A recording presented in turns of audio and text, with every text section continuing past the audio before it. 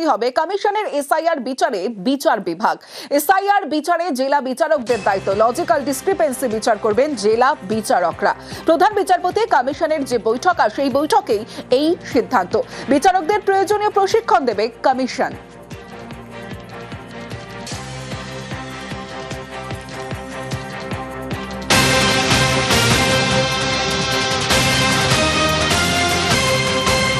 বিচারের দায়িত্বে জেলা বিচারকরা। জুডিশিয়াল অফিসারদের ছুটি বাতিল। লজিক্যাল বিচারে জুডিশিয়াল অফিসার নিয়োগ। সুপ্রিম কোর্টের নির্দেশে অফিসার নিয়োগ হাইকোর্টের। জেলা বিচারকদের অফিসার নিয়োগের নির্দেশ সুপ্রিম কোর্টের। আর সুপ্রিম নির্দেশের পর আজ থেকে 9 মার্চ অবধি বিচারকদের ছুটি বাতিল। ছুটি বাতিলের নির্দেশিকা জারি হাইকোর্টের।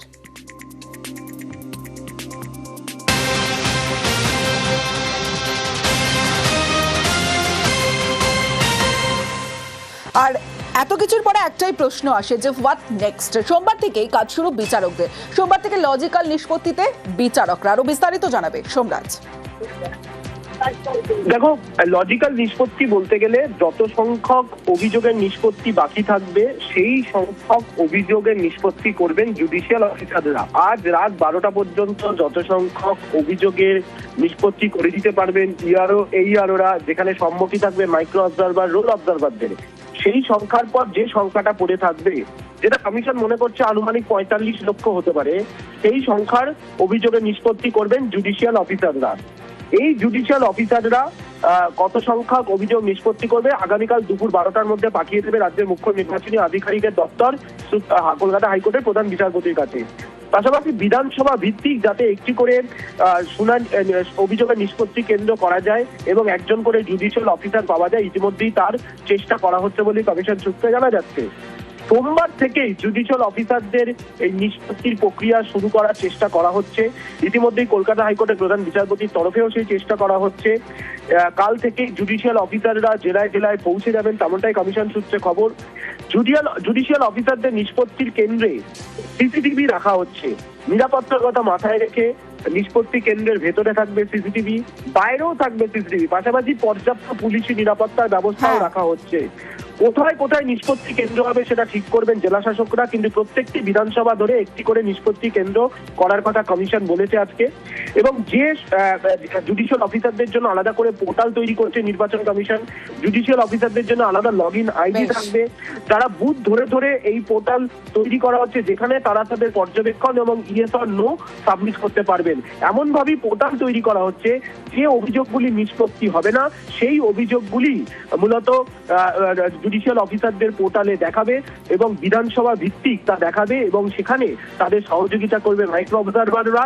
এই যে মাইক্রো অবজারভাররা সাহায্য করবে, সেখানে 50% থাকবে জাতীয় নির্বাচন কমিশনের তরফে নিয়োগ করা আর 50% থাকবে রাজ্যের তরফে নিয়োগ করা। এইভাবেই আমরা বলেছি হিয়ারিং যে ইআরও আছে এসি ওয়াইজ হয়, 294 এসি আছে, ওরকম হিয়ারিং হয়। কত অ্যারেঞ্জ করতে পারবেন নি করতে পারবেন এটা আমি বলতে পারবো না, এটা ইন্টারনাল ম্যাটার আছে। এখানে জুডিশিয়াল অফিসাররা থাকবেন, জুডিশিয়াল অফিসার তো কোর্ট সুপ্রিম কোর্টে বলে দিয়েছে কি রিটায়ার্ড অর সার্ভিং ডিস্ট্রিক্ট জাজ এন্ড অ্যাডিশনাল ডিস্ট্রিক্ট জাজ অফ আনইমপিচেবল ইন্টিগ্রিটি। সুপ্রিম কোর্টের মধ্যে বলা আছে। এর জন্য কি কোনো এক্স জাস্টিসদের নিয়ে কোনো কমিটি তৈরি করা হচ্ছে? না, কোনো কমিটি আমার নলেজে নেই, এটা তো আমার ইখতিয়ার মধ্যে নেই। আমি গিয়েছিলাম প্রধান বিচারপতি স্যারকে অ্যাডভাইস দেওয়ার জন্য, আমাদের কি আছে আমাদের point of view put forward করার জন্য বাস। ভাষা দিবসে এসআইআর নিয়ে ফের সরব মুখ্যমন্ত্রী মমতা বন্দ্যোপাধ্যায়। বাংলার ভোটারদের অধিকার থেকে বাদ দেওয়ার চেষ্টা। এত কিসের তাড়াহুড়ো? গায়ের জোরে বাংলাকে দখল করা যাবে না, হুঁশিয়ারি দিয়েছেন মুখ্যমন্ত্রী মমতা বন্দ্যোপাধ্যায়। এত কিসের তাড়াহুড়ো? বাংলার লোকেদের ভোটার অধিকার থেকে বাদ দেয়া, সংস্কৃতি থেকে বাদ দেয়া, ভাষার সম্মান থেকে বাদ দেয়া। আপনারা কি চান বাংলাটা চলে যাবে? আপনারা কি চান বাংলাটাকে গায়ের জোরে দখল করবেন? আপনারা কি মনে করেন বাংলার মানুষের অধিকার কেড়ে নেবেন? বাংলা না থাকলে স্বাধীনতা আন্দোলনের জন্ম হতো না, বাংলা না থাকলে নবজাগরণ হতো না, বাংলা না থাকলে সামাজিক সংস্কার হতো না, বাংলা না থাকলে সতীদাহ প্রথা রোধ হতো না। আমার ওদের দেখে মনে হয় বাংলার জন্য বড্ড বেশি হ্যাংলা। বাংলাকে জোর করে দখল করতে হবে, জবরদস্তি বুলডোজ করতে হবে। এটা হচ্ছে না, হবে না। মানুষকে ভালোবাসতে শিখুন। টাকা দিন আর ভোটার লিস্টে নাম তুলুন, ঠিক এই রকমই একটা অডিও ভাইরাল হয়েছে। 50,000 টাকা দিলেই ভোটার লিস্টে নাম, টাকার বিনিময়ে বাংলাদেশি পরিবারকে ছাড়। বাগদার বয়রার বিএলওর বিরুদ্ধে টাকায় রফার অভিযোগ, টাকা চাওয়ার অডিও ভাইরাল হতেই শোরগোল। দেখুন। এই পাঁচটা একটু কম করা যাবে না ভাই?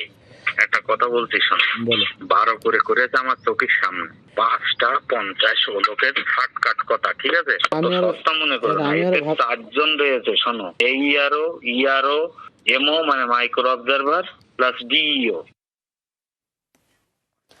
অভিযোগ বাগদার প্রাক্তন বিধায়ক দুলাল বরের। এআই দিয়ে জালিয়াতির পাল্টা অভিযোগ বিএলও চন্দ্রকান্ত মণ্ডলের।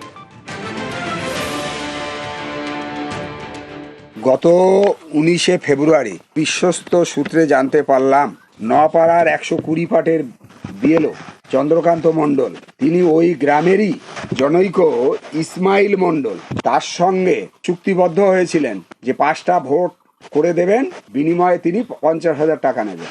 এবং সেই অডিও কথোপকথনও আমাদের কাছে আসে। ভারতের নির্বাচন কমিশনকে তাদের দৃষ্টি আকর্ষণ করলাম, সত্যি যদি বিএলআর এই ধরনের কার্যকলাপে জড়িত থাকে তাহলে তার বিরুদ্ধে আইনগত ব্যবস্থা নেওয়া হোক।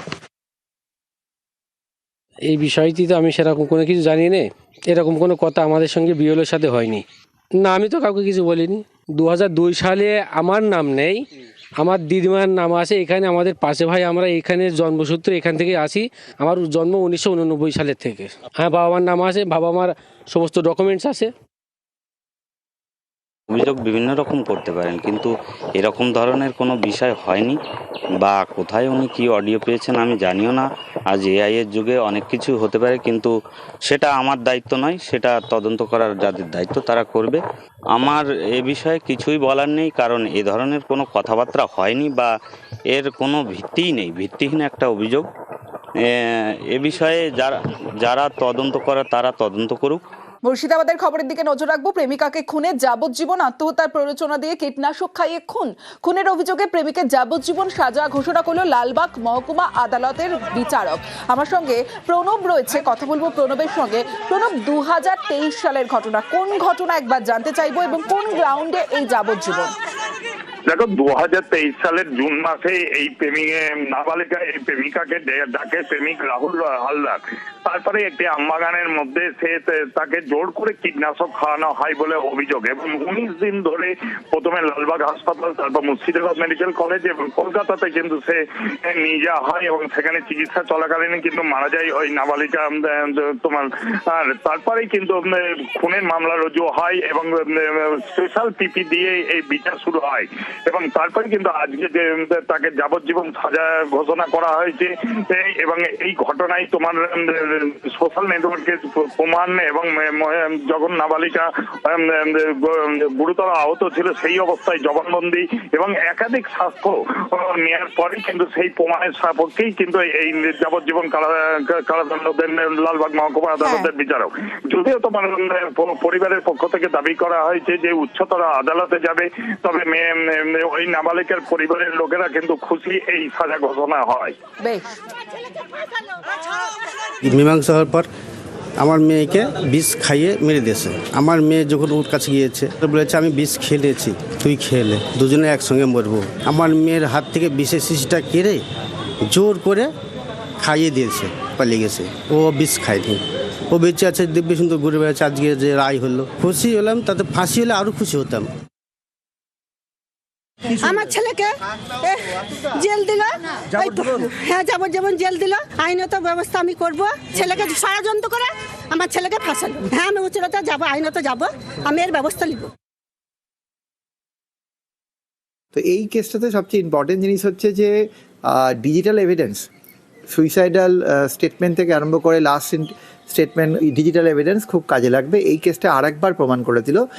আসামির যাবজ্জীবন ঘোষণা করলো কোর্ট 302 জন্য এবং 1 লক্ষ টাকা ফাইন, আর 328 ওর 5 বছর জেল এবং 50,000 টাকা ফাইন।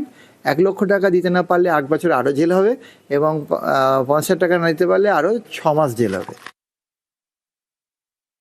লাইফ সাজা হয়েছে, ওনাদের আর 1 লাখ ফাইন হয়েছে। আমরা হাইকোর্ট যাব, হাইকোর্ট থেকে খালাস পাবো এবং জামিন পাবো, এটা শিওর, এসে কিছু নাই।